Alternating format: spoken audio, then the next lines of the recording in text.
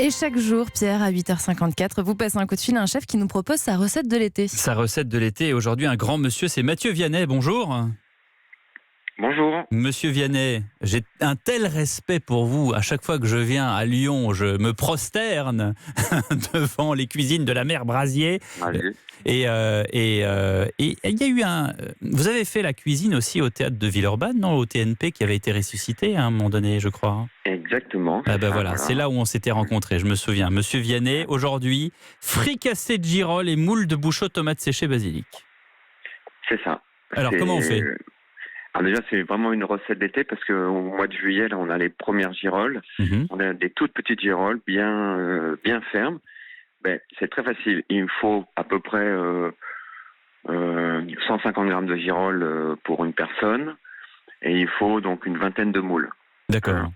Donc on ouvre les moules classiquement. Comme d'habitude, ouais. On les étouffe. Comme d'habitude, avec un petit peu de vin blanc, ouais. On les étouffe.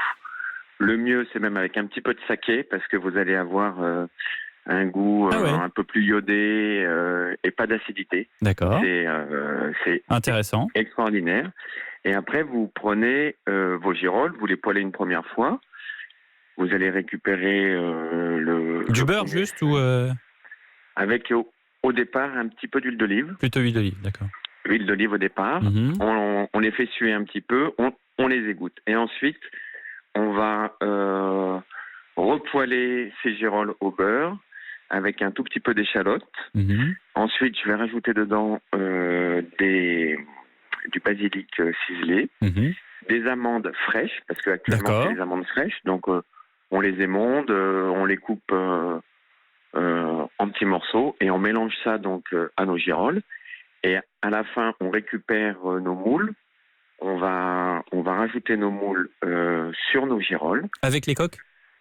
Non, on va décoquiller les moules. Ah oui, il y a du boulot quand même dans votre recette. Hein, entre les amandes et les moules, il y a du boulot quand même. Non, mais c'est un peu de boulot, mais c'est tellement gourmand en fait. Ouais. Voilà. Et tout ça, ça se mélange et vous avez ce côté, on va dire, champignon, terre, et ce côté mer avec la moule. Le craquant, avec les amandes fraîches, un peu de basilic, et si on a en fait un peu de tomates séchées, on se rajoute un peu de tomates séchées dessus. Voilà. C'est magnifique. Et après, qu'est-ce qu'on boit là-dessus ? Sur ça, moi je préconise souvent un vin blanc. Donc, alors ça peut être un Mâconnais, un Macon-Chantré. Il parle de sa région, Mathieu Vianney, il a raison. Voilà. ou sinon un Chenin.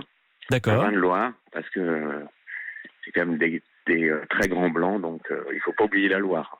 Eh bien, merci beaucoup Mathieu Vianney de nous avoir fait partager cette recette. Il y a un petit peu de boulot, mais c'est, comme vous le dites, Et après, ce qu'on peut boire aussi, sinon on oublie souvent, mais un Bordeaux blanc. Et oui, c'est vrai que vous avez raison que c'est oublié. Un grave, et parce qu'on sera en fait à côté de la mer et avec les moules, c'est merveilleux. Voilà. Il y a toute une poésie dans votre recette. Merci beaucoup Mathieu Vianney d'avoir été avec nous en direct ce matin sur Europe 1.